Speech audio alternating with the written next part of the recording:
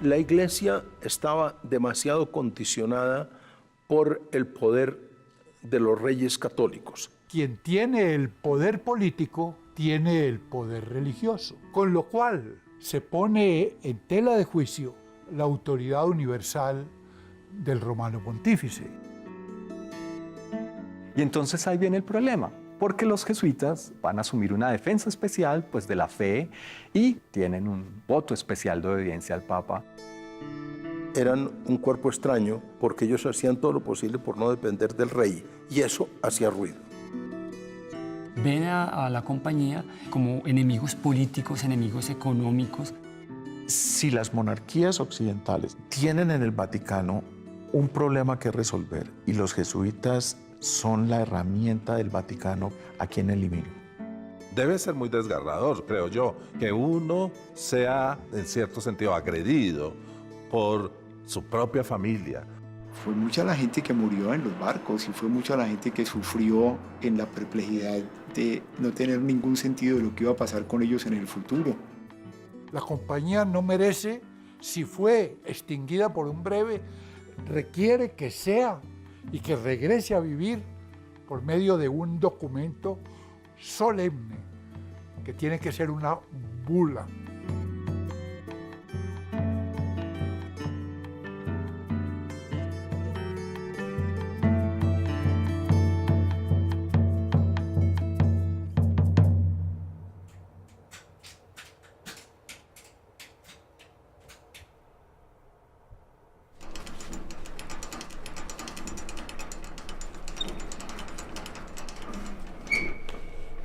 Por momentos la historia está destinada a habitar en los archivos y anaqueles. De allí no se mueve y pronto se convierte en letra muerta, en eventos sin memoria.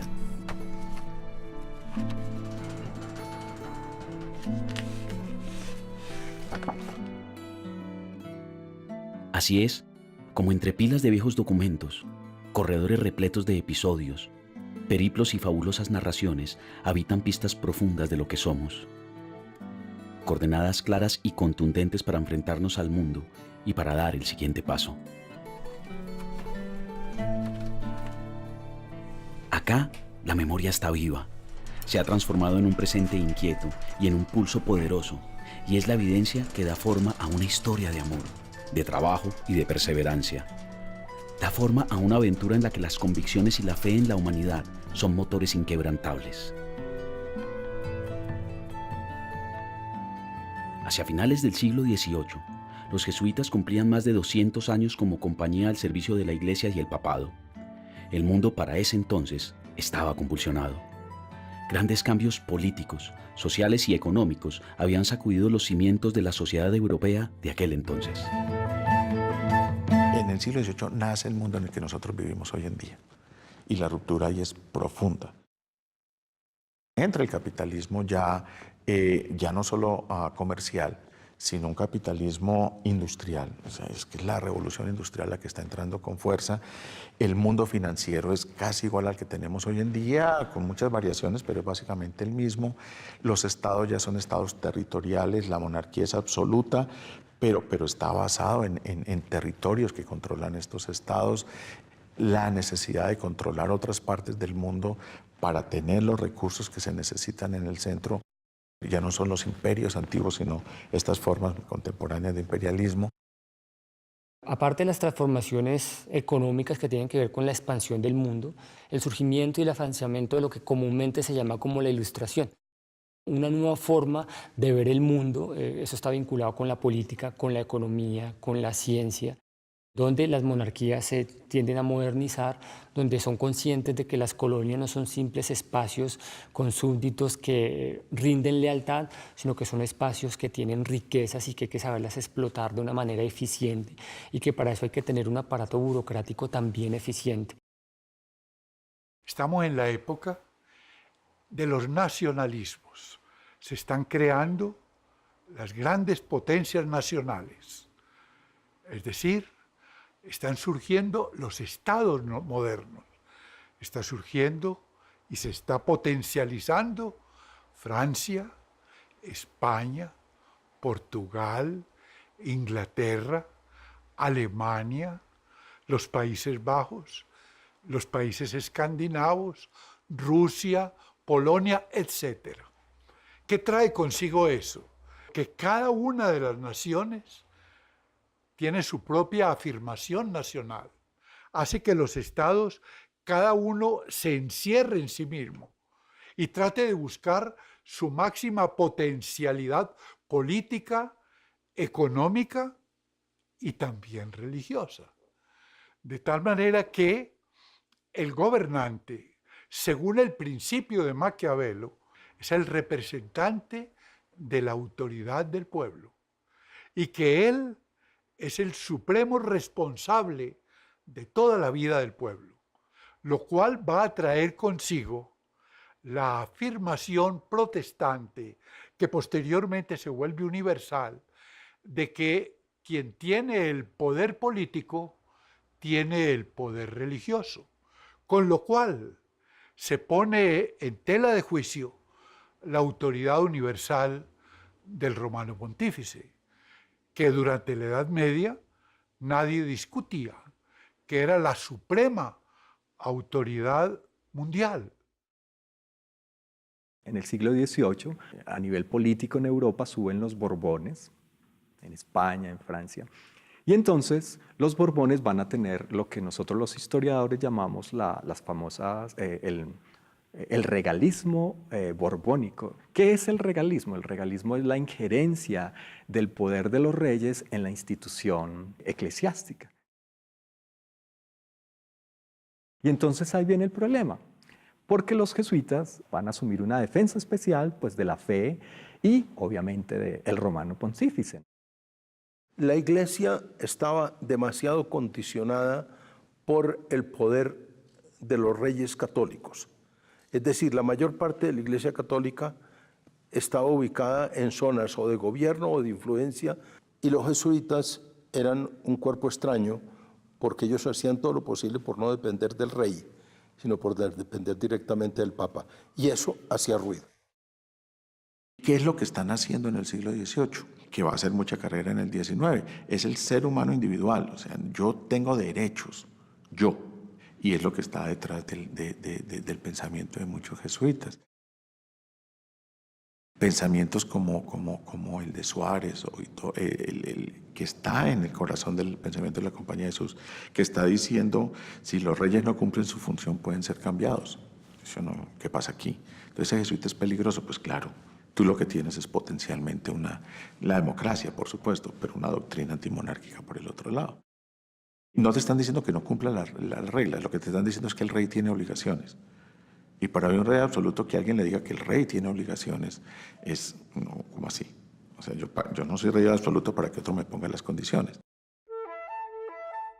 En ese concierto de eventos y luchas de poderes, la Compañía de Jesús fue vista como enemiga profunda de los ideales de las monarquías absolutas que gobernaban en gran parte del mundo. El pensar siempre es arriesgado cuando se trata de pensar, de mirar analíticamente los problemas, de dejar que otros saberes y otras miradas vengan también a observar los fenómenos de la realidad diaria. Y por otra parte, el hacer también resulta peligroso. Y lo que sí realmente es el colmo del peligro es la combinación entre el pensar y el hacer. Los portugueses pretendían extender su reino a través de los paulistas, cazadores de indios de las reducciones guaraníes, y por lo tanto, los jesuitas se convirtieron en una orden incómoda para dichos propósitos. Las famosas reducciones del Paraguay, que fue un modelo político, social, económico. Allí, los portugueses le quitaron una gran cantidad de tierra a los españoles, y en esa tierra pues estaban las reducciones, ¿no es cierto?, unos pueblos de reducciones. Entonces, todo esto hizo que en Portugal empezaran a decir los jesuitas están influyendo, están creando algo paralelo a la monarquía, tanto española como portuguesa. Entonces son peligrosos porque incluso están enseñándole a los indígenas a defenderse de los cazadores de indios, o que se llamaban los mamelucos, ¿no? Serían señalados y alrededor de su orden se crearían todo tipo de rumores hasta lograr extinguirlos, hasta lograr desaparecerlos de la faz de la tierra. Entonces ahí está José I de Portugal, que tiene un famoso ministro que es el Marqués de Pombal. Él empieza a decir, bueno, los jesuitas están obteniendo tal poder que hay que frenarlos, ¿no es cierto?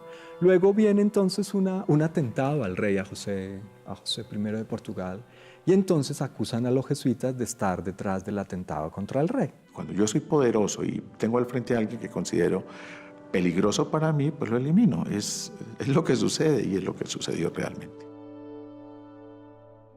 Hacia 1759 los jesuitas fueron expulsados de Portugal y sus colonias.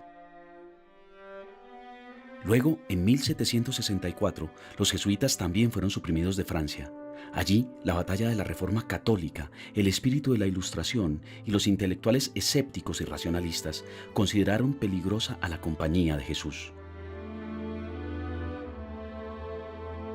Los jesuitas fueron expulsados de España y las colonias en Hispanoamérica y Filipinas en 1767.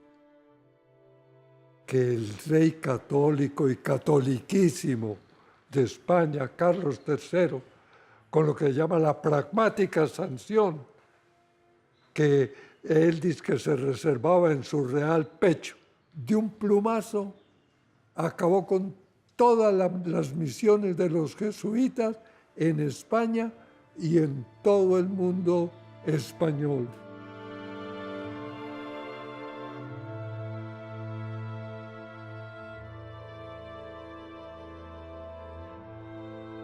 El día 22, a las 10:30, nos hicimos a la vela con rumbo hacia el norte, mas el viento contrario nos obligó a marchar hacia el este.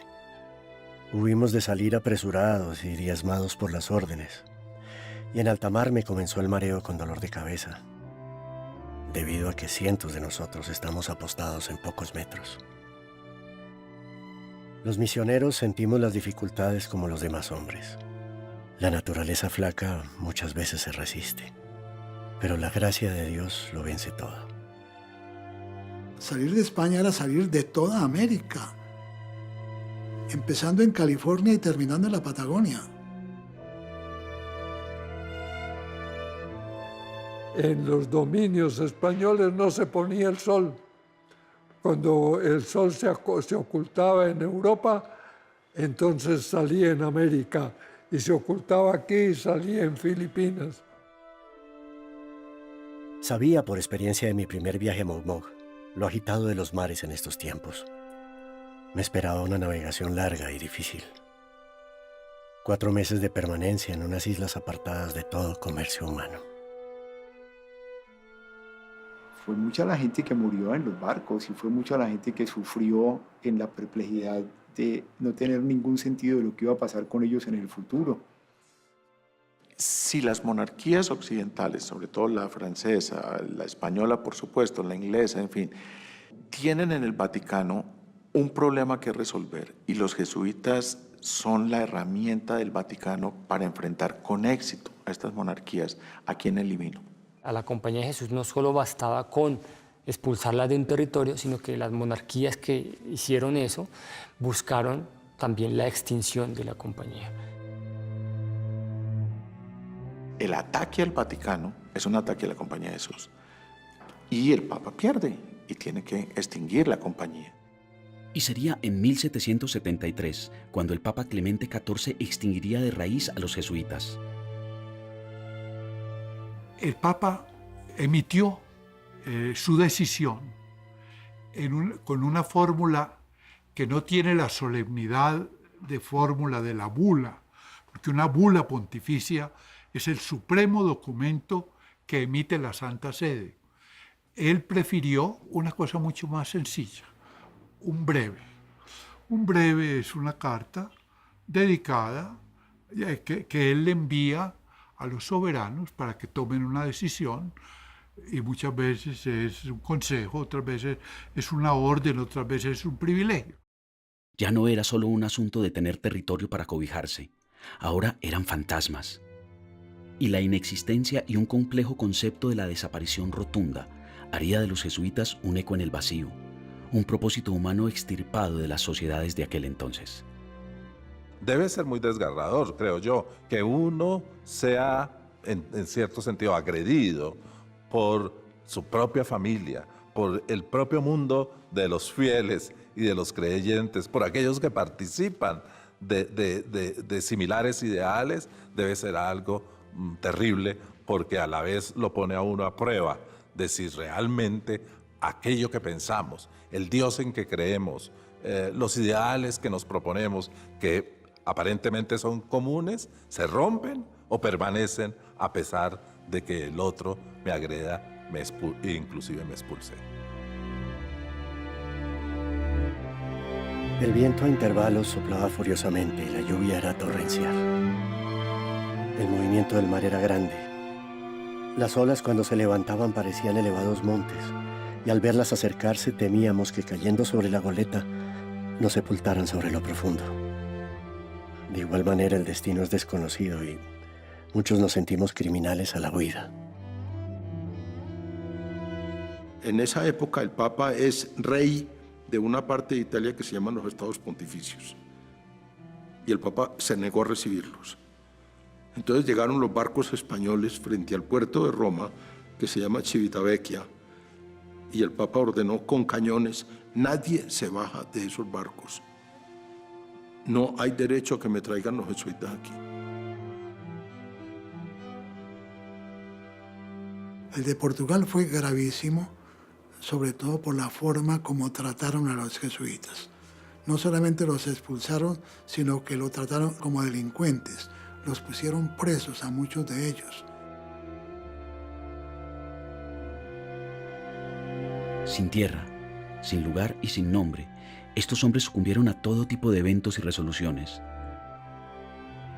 Algunos murieron en el hambre del olvido, otros terminaron sus vidas confinados en calabozos y mazmorras. Algunos otros continuaron sus vidas en medio de la pérdida y la renuncia. Apareció la locura secundada por la decepción en hombres que hasta ese momento defendían con la vida sus credos. Pero hubo dos sitios de la tierra donde los gobernantes no quisieron, no aceptaron promulgar el breve papal, que fueron una nación protestante, Prusia, y una nación ortodoxa, el Reino de Rusia. Allí, tanto el rey de Prusia como Catalina II, zarina de Rusia, dijeron no le damos el pase a ese documento por dos razones. Primero, porque yo necesito, dice el rey de Prusia, y dice la zarina, yo necesito a los jesuitas aquí, porque ellos tienen, en algunas de las regiones católicas, tienen las mejores instituciones educativas, universitarias y colegios. Yo no puedo prescindir de un día para otro de los mejores educadores que tengo en esas regiones.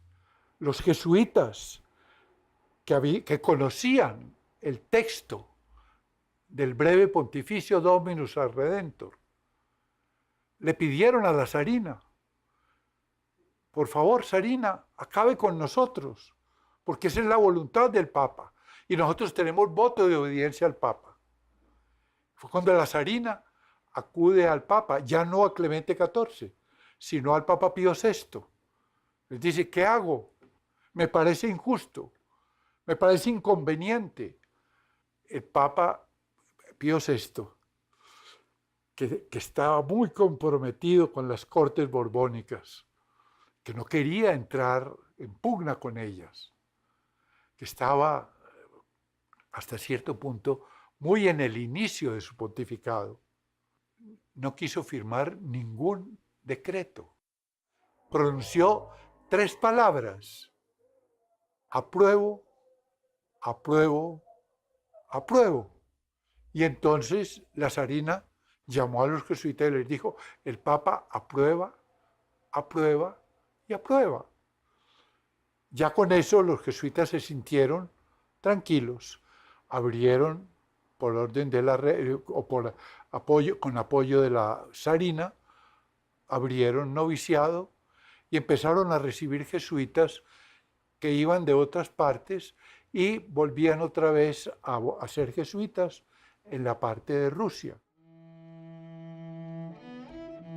Si todo se cae, como se cayó, las haciendas que tenían los jesuitas en América Latina, que eran inmensas, las universidades, los colegios, los centros de pensamiento y de investigación, todo se pierde, absolutamente todo se perdió. Todo nos lo quitaron y sin embargo estos hombres estaban convencidos que eso no es lo que importa.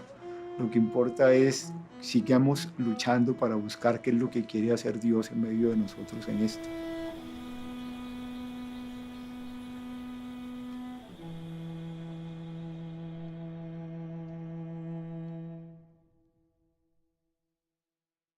El Papa Pío VII, benedictino, Bartolomé Chiaramonti, pues tuvo que luchar contra las ambiciones de Napoleón hasta el punto de que Napoleón se lo llevó preso, primero en Italia y posteriormente lo mandó a Francia, a Fontainebleau, donde el Papa estuvo prisionero de Napoleón mientras Napoleón daba sus últimos estertores de dictador y todas las coaliciones de los demás reinos lo vencían en la batalla de Waterloo.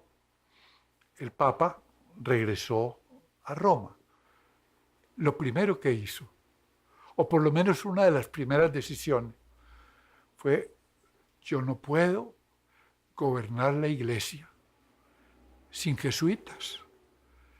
Y decía, la Iglesia Católica está muy mal sin jesuitas, decía su secretario de Estado, el cardenal Ercole Consalvi. Entonces, él le pidió al secretario de Estado de ese momento, el cardenal Pacca, que elaborara no un breve, que él decía, la compañía no merece, si fue extinguida por un breve, requiere que sea y que regrese a vivir por medio de un documento solemne, que tiene que ser una bula. El 7 de agosto de 1814, el Papa Pío VII restaura la Compañía de Jesús.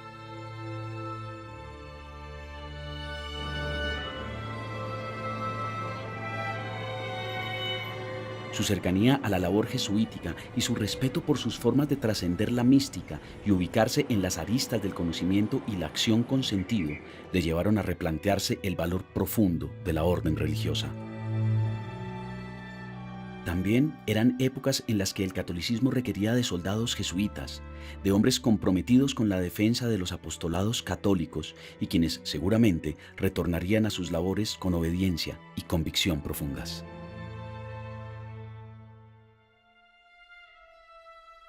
Urgentes y apremiantes solicitudes para la restauración de la misma Compañía de Jesús, con unánime consenso de casi todo el mundo cristiano, nos llegan cada día de nuestros venerables hermanos arzobispos y obispos, y de las órdenes y sectores de todos los personajes insignes, especialmente desde que se difunde por todos lados la fama de los frutos fértiles que esta sociedad había producido en las mencionadas regiones.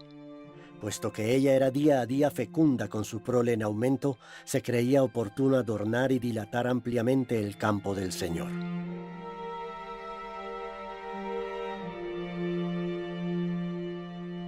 El cardenal Pacca, secretario de Estado, dice que asistieron unos cojos, otros ciegos, otros parapléjicos, pero que la mayoría no podía ni siquiera arrodillarse delante del Papa. Pero todos en los ojos con una felicidad, porque por fin llegaba aquello por lo cual habían rezado tanto, la restitución de la orden.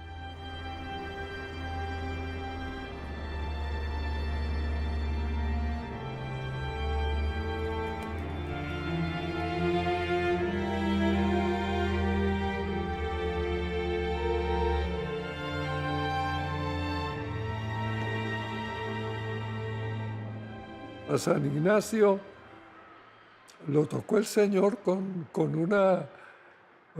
esa bombarda que decían que era una bala que le rompió una pierna defendiendo el castillo de Pamplona.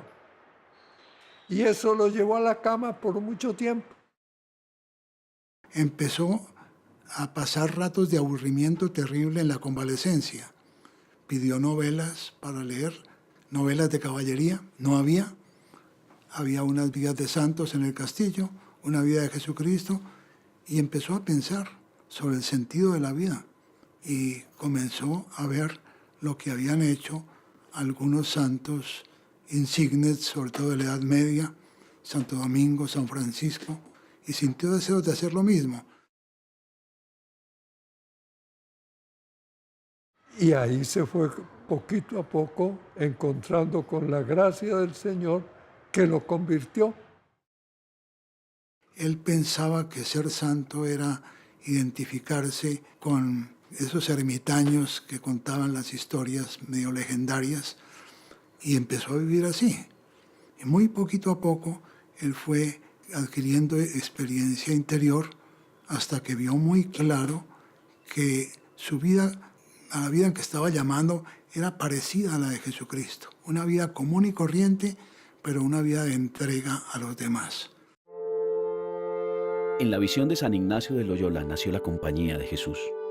Un hombre que dicen superó la vanidad humana y el ego autocomplaciente para ponerse al servicio de Dios y su representante en la tierra, el romano pontífice. Pero por encima de todo, para defender un mensaje en el que la vida y la fe eran los únicos protagonistas. ¿Cuál era el ambiente?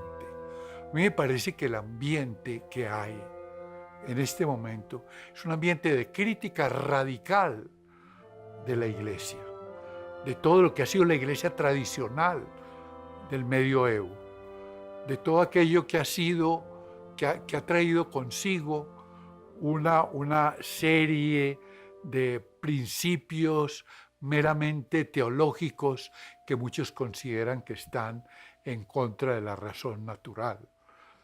Y esto hace que verdaderamente Ignacio de Loyola, con su Compañía de Jesús, dentro del ambiente del Concilio de Trento, tenga que luchar en contra de los principios de rebeldía protestante, con una condición. Eso lo llaman los historiadores protestantes, lo llaman la contrarreforma. Pero verdaderamente la Iglesia emprendió mucho antes su reforma, mucho antes de Lutero. Eso hay que tenerlo muy en cuenta, porque la Compañía de Jesús no fue fundada por Ignacio de Loyola como una orden de contrarreforma. Fue fundada para servirle a la Iglesia en la causa de su reforma interior. Y ese fue el gran ideal de Ignacio. ¿Cómo así que surge una nueva orden religiosa que no tiene hábito, que no reza en coro, que se pone a disposición del Papa?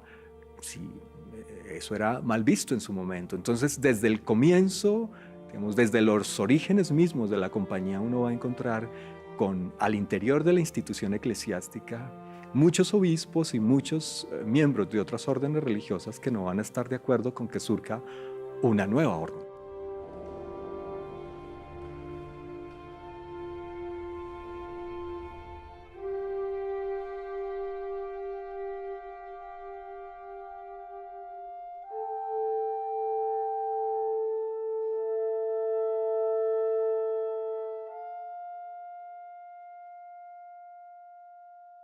Un jesuita es un hombre que tiene una experiencia muy profunda del misterio de Dios.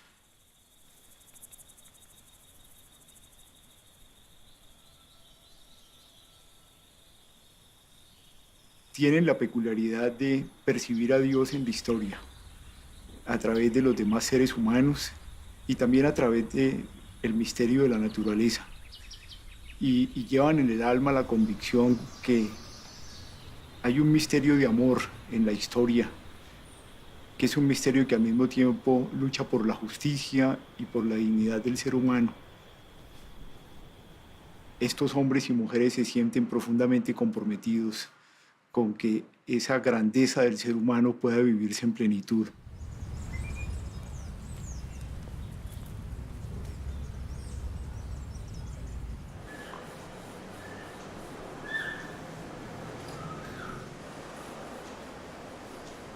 es una orden militar. Lo que pasa es que nos imaginamos el ejército de hoy en día, no. La persona que obedece, pero que obedece para cumplir una orden que es clara. O sea, tampoco va a obedecer aquella orden que no va en función del fin para el cual estamos organizados.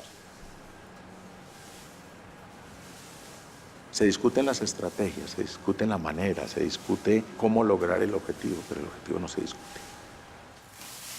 Es ahí donde son claras las metas y es donde esto funciona como una orden militar. Un jesuita está hecho del barro de todos los otros hombres, igual exactamente a todos los demás. Pero dentro de él existe la posibilidad de ir creando una fuerza, un espíritu, una energía, ¿no? Una sabiduría y al mismo tiempo un compromiso, ¿no? Que lo hagan capaz de dar lo mejor que él tiene.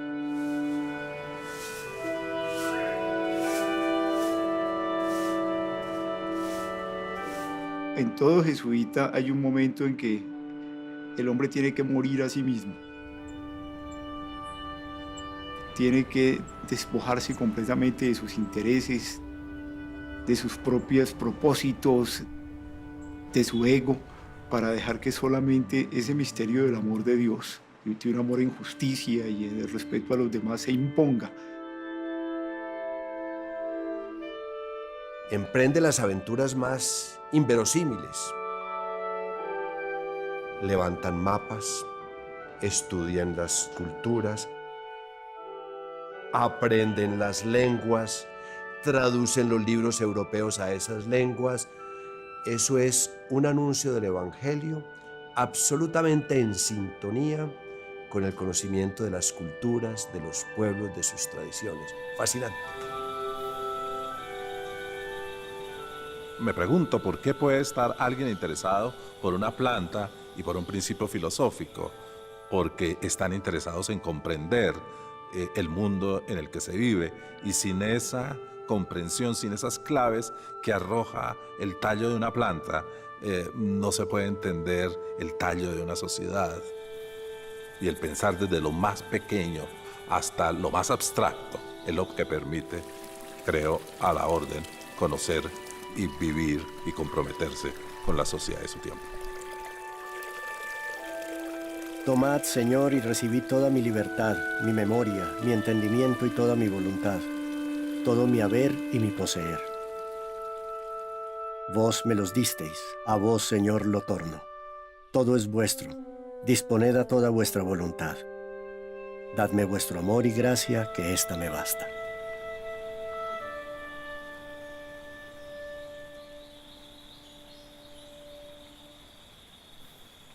No entran a estigmatizar o a excomulgar, ¿no? Entran en un diálogo muy respetuoso con las otras culturas. Eso lo tenemos el caso, por ejemplo, de Matteo Ricci en la China, que él se viste como un mandarín. Yo puedo vestirme como el emperador, pero para hablar del Evangelio. Ese es el punto, porque no llegamos al otro lado, que yo me he visto como el emperador para volverme budista. No. Pero eso lo hace que tengan que hablar con el budista y que sean capaces de entender con él, entrar en diálogo y discutir. Y es donde encuentro uno al jesuita discutiendo.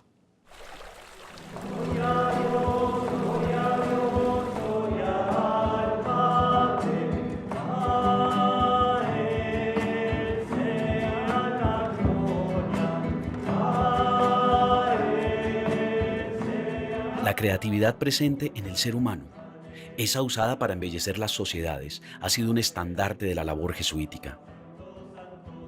Estos hombres han perseguido el sabor de la música, el color de la vida y las expresiones artísticas de hombres y mujeres, y lo han hecho con un respeto y una admiración profundas.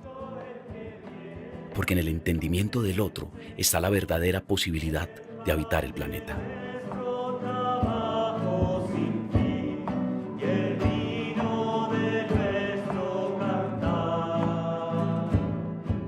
tenían que primero estudiar esta cultura, luego aprender a hablar las lenguas de los indígenas y luego trabajarlos. ¿Alguien se ha dado cuenta? Pues utilicemos algo más abstracto, que sea la sonoridad.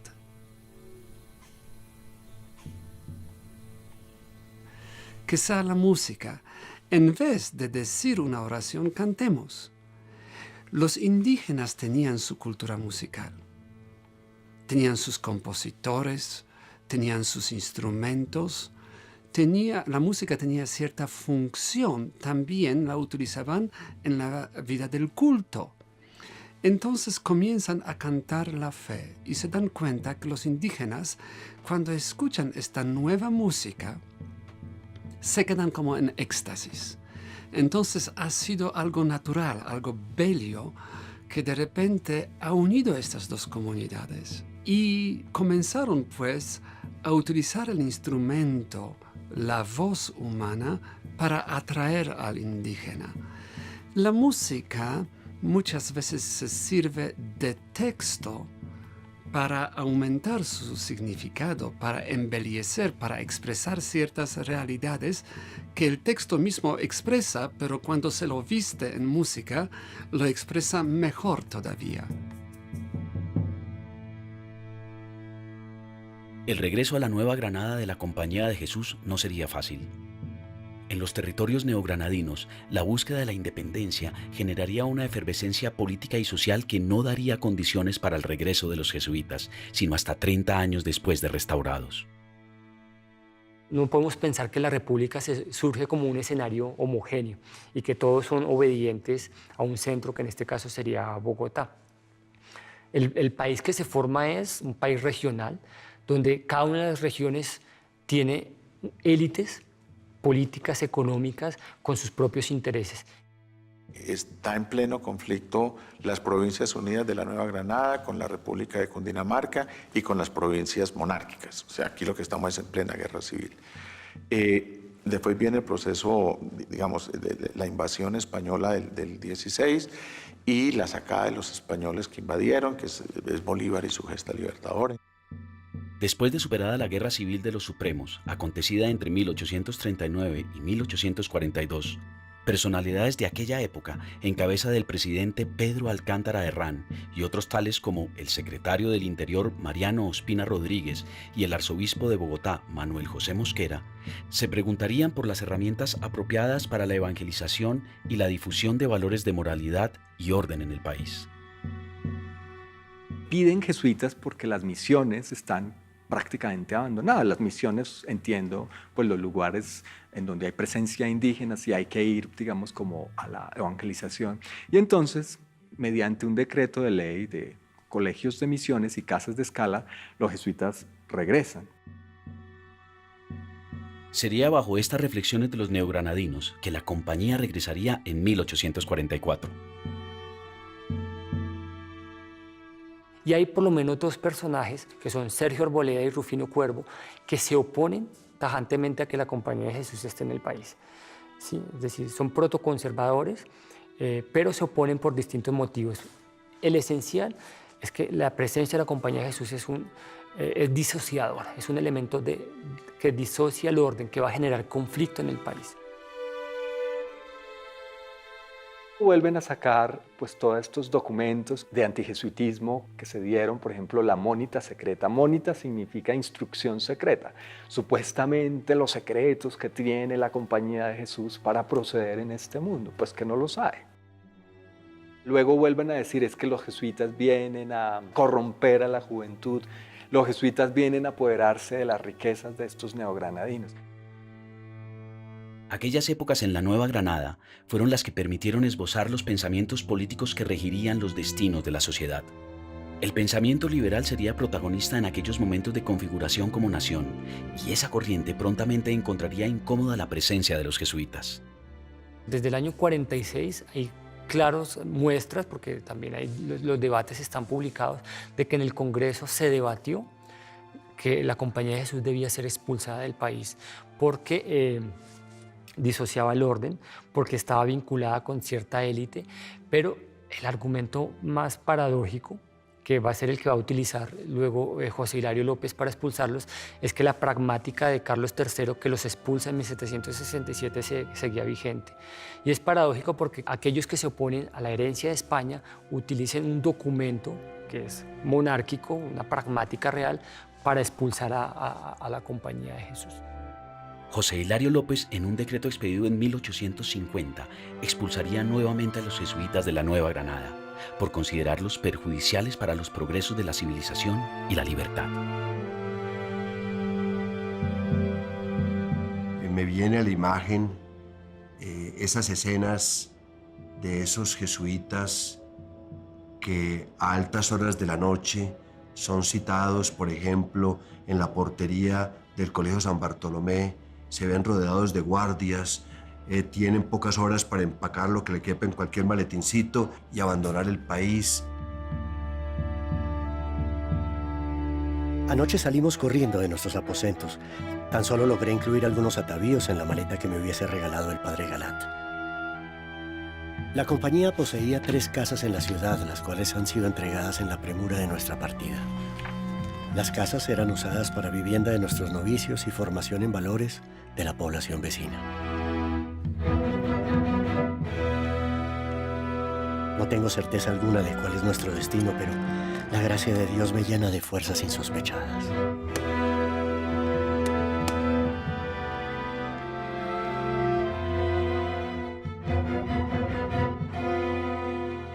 Anoche percibí una tristeza profunda en los rostros de mis compañeros. No había notado cuán frágiles eran nuestros destinos en lo que respecta a los distintos poderes. Confío en la voluntad de Dios y del Papa para sobrellevar estos difíciles momentos. Otros van hacia Ecuador y lo paradójico es que cuando llegan al Ecuador, tanto la élite política proliberal en Ecuador como los que los expulsan de aquí hacen presión para que también sean expulsados de Ecuador. Y en Guatemala ellos se encargan de hacer fructificar ciertos negocios. Y es uno que es muy importante para la historia nuestra, es el café, porque ellos allá tienen haciendas cafeteras. Después Mariano Ospina Rodríguez va a ser presidente del país del 57 al 61, pero antes de terminar su mandato, él tiene que salir del país y va a terminar en Guatemala.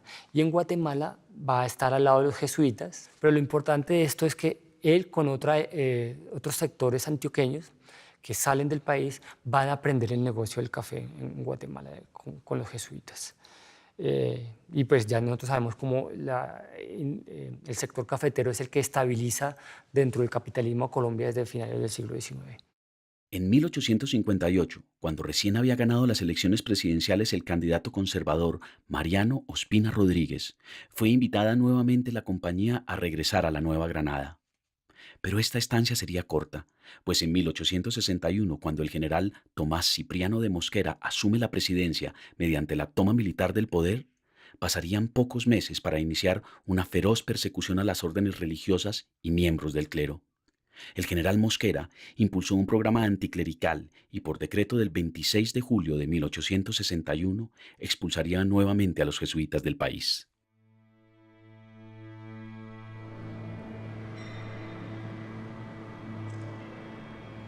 En 1884 los jesuitas regresarían para quedarse.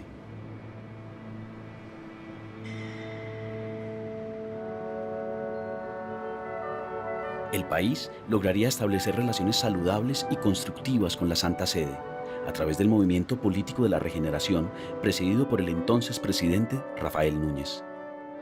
El movimiento político contemplaba la consigna regeneración total o catástrofe.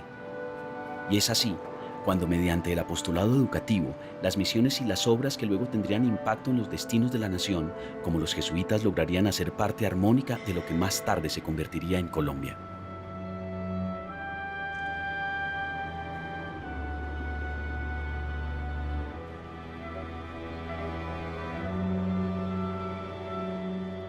Y ese es el milagro, cómo ese grupo de ancianos, porque eran ya ancianos, ¿no?, son capaces de reorganizar otra vez la Compañía de Jesús y al poco tiempo la colocan en una situación de verdadero prestigio dentro de la comunidad católica.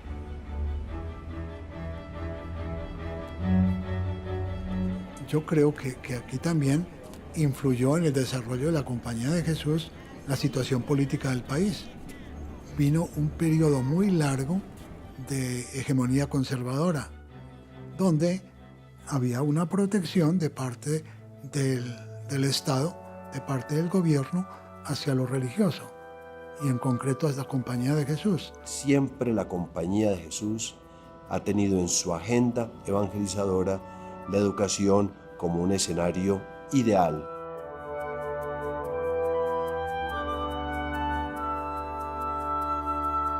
Los jesuitas que se hacen presentes primero en la Nueva Granada, en la época de la colonia, y luego, después de la restauración, en lo que será después la provincia colombiana, siempre estuvieron inspirados por esos mismos ideales, esas mismas motivaciones que tuvieron los jesuitas de los orígenes. Entonces, en su apostolado evangelizador, vieron que la educación era un elemento absolutamente central, porque la educación permitía formar el recurso humano,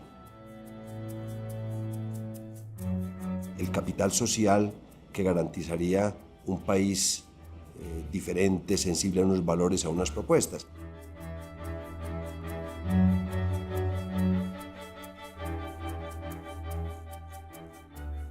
Algunos han cuestionado que Mariano Espina Rodríguez pues trajo a los jesuitas porque un político veía que los jesuitas debían estar acá pues apostándole a la educación de la juventud y en las misiones.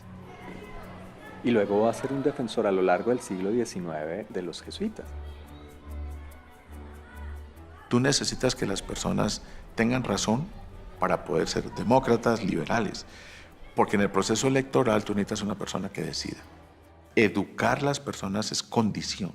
De hecho, en la Constitución del 21, pero sobre todo en la del 32 y en la reforma del 43, el alfabetismo es una condición de la ciudadanía. Para ser ciudadano se necesita saber leer y escribir, pero como nadie sabe leer y escribir, damos 20 años para que eso ocurra. Está escrito de esa manera. Entonces, lo que el Estado que está cogiendo forma y los gobiernos que están dando lugar a ese Estado, sí entienden que tienen que crear un plan de instrucción muy fuerte. Y aquí aparecen los jesuitas. Entonces van a ser llamados para que se encarguen de la educación de estos nuevos colombianos, que debe ser católica, pero liberal.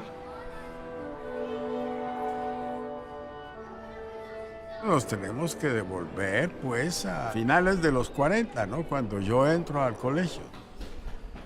Entonces es un impacto para un niño de 6 años encontrarse con unos personajes vestidos de negro, absolutamente fantásticos, ¿no?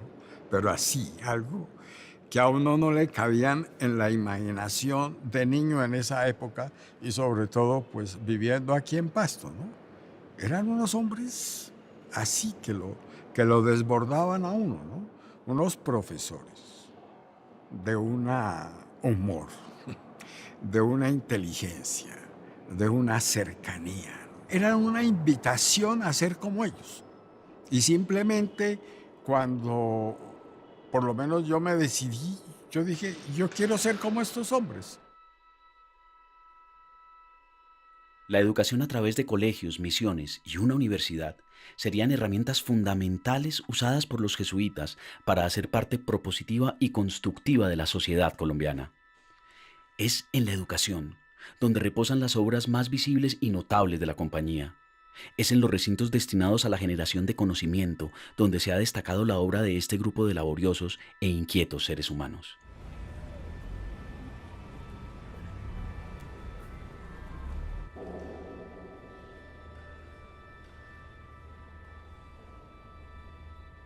Las misiones en el río Magdalena y otras regiones, el trabajo con los campesinos y los pobres, la fundación de San Javier, un barrio construido para la clase obrera bogotana, la propagación del pensamiento libre como única herramienta para convivir en paz y armonía. El cultivo de la fe, pero también del libre albedrío, son huella de estos hombres que caminan de la mano de un Dios que les protege y al que atesoran con la única misión de inspirar al ser humano.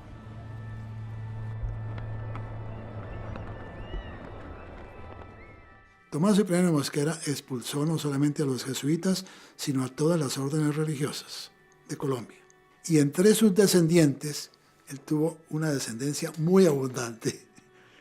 Hay una cantidad de sacerdotes y de religiosas. Y entre ellos hay un jesuita notabilísimo, nacido en Pasto, el padre Bernardo Vélez Priella, nieto de Tomás Cipriano de Mosquera. Hace 250 años la iglesia hubiera visto que había que acabar con los jesuitas y 250 años después el Papa es un jesuita. Dios en tu misericordia, nos acercamos a ti, Señor, para ofrecerte. Somos un grupo de hombres frágiles, humanos, con dificultades, que en el espíritu que Ignacio de Loyola, el fundador, alcanzó a ver, pues tratamos de ser consistentes con esta llamada, pero la vida de un jesuita tiene una lucha interior muy profunda por hacer esto posible, porque el jesuita está volcado sobre la historia, está tratando de vivir lo que viven las mujeres y los hombres con los cuales él se encuentra en el camino de la vida. He encontrado a mis mejores amigos dentro de la obra.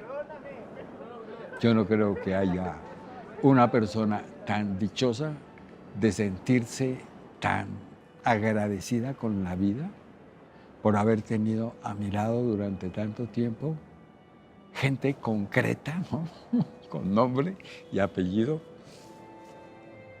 Unos ya se murieron, otros todavía están aquí, que son amigos de verdad y que son un apoyo para uno y una felicidad, es decir, son familia.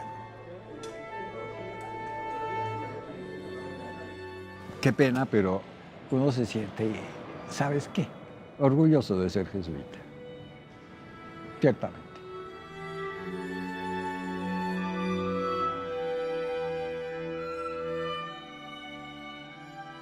Aunque los expulsen, aunque los extingan, aunque los señalen, allí están, acompañando al hombre en su periplo por la vida, entregando sus convicciones al servicio de los otros, poniendo luz donde ésta se ha apagado. Entre tantos ires y venires, la obra siempre estará por comenzar, porque los jesuitas son hombres que, como los mejores amigos, trabajan para el futuro.